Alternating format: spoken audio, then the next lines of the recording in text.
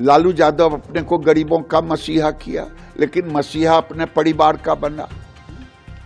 नीतीश कुमार ने महिलाओं की सशक्तिकरण की। नरेंद्र मोदी जी ने लाखपति दीदी का कॉन्सेप्ट दिया गरीबों की महिलाओं को सशक्तिकरण के लिए। तो महिला क्या वोट देगी लूट खसोट वालों को? महिला ने नरेंद्र मोदी और नीतीश कुमार पे भरोसा किया, लाखपति दीदी बनने का एक उनको अवसर दिया है। इसकी जीत भी कह सकते हैं, लेकिन ये बिहार की जीत हमारी है। बंगाल वाली दीदी अगली बारी बंगाल की है, क्योंकि वहां भी रोहिंग्या बांग्लादेशी घुसपैठियों को निकालना है, अराजकता की सरकार को हटाना है। जीत हार की बात तो छोड़ दीजिए, अब तो बात कीजिए कि डेमोक्रेसी खतरे में है। जो हालात हरियाणा के बाद में महाराष्ट्र में बने हैं, महाराष्ट्र में जो बने थे ना, वही हालात यहाँ बने हैं। एक तरफा जीत सब पार्टियां साफ ही हो रही है, और जिस रूप में ये धनबल का प्रयोग करते हैं ना, आप हम कल्पना नहीं कर सकते हैं कितने उम्मीदवारों को पैसे देते हैं, कितने पैसे बांटते हैं। कल्पना के बाहर की बात है, कल्पना के बाहर की बात है।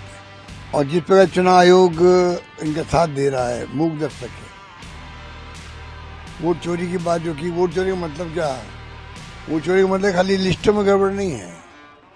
अगर आप निष्पक्ष चुनाव नहीं करवाते वो भी वोट चोरी है। रिगिंग होती है, आप चुप रहते हो, वो भी वोट चोरी है। कहने का मतलब जो अगर चुनाव निष्पक्ष करवाने में सक्षम नहीं है इलेक्शन कमीशन, वो वोट चोरी है। भाई आप चुनाव आयोग का मतलब ही निष्पक्ष चुनाव हो, जीते हारे कोई भी हारे। उसकी बजाय अगर मान लो एक व्यवहार के अंदर भी एक पक्ष लोगे आप, एक सत्ता पक्ष का लोगे, तो वो भी वोट चोरी है।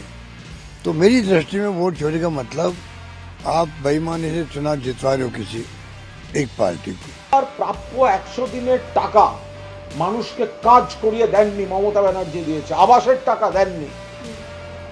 বাংলার পাওনা 1,95,000 কোটি টাকার বেশি আপনি দেননি, আপনারা দেননি। আপনারা এজেন্সি পাঠান, আপনারা বাংলাকে অপমান করেন, বাংলা ভাষীকে অপমান করেন, বাংলা ভাষীকে অপমান করেন। পরিযায়ী শ্রমিকদের জীবন দুর্বিষহ করে দিয়েছেন।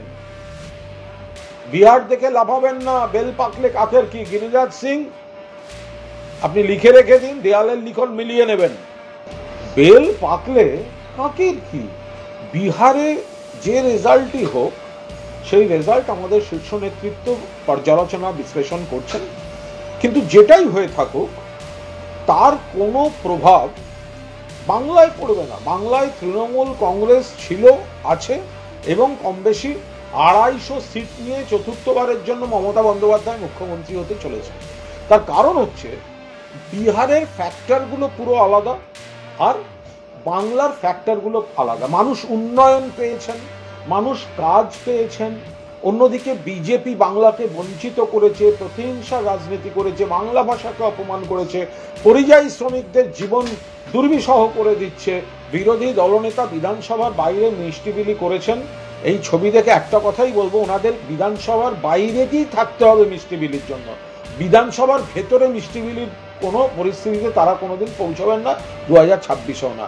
রাস্তাঘাটে অন্য রাজ্যের জন্য মিষ্টিবিলি করতে পারেন, কিন্তু বিধানসভার ভেতরে সংখ্যাগরিষ্ঠতা নিয়ে মিষ্টিবিলি আর হয়ে উঠবে না।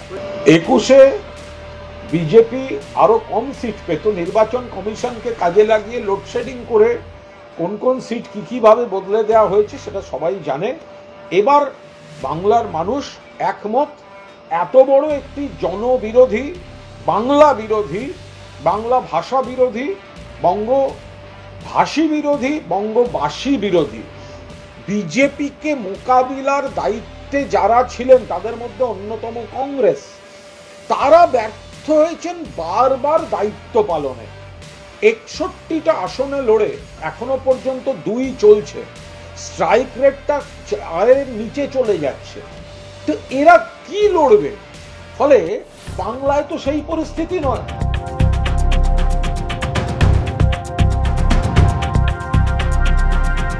ফলো করুন সংবাদ প্রতিদিন ডিজিটাল।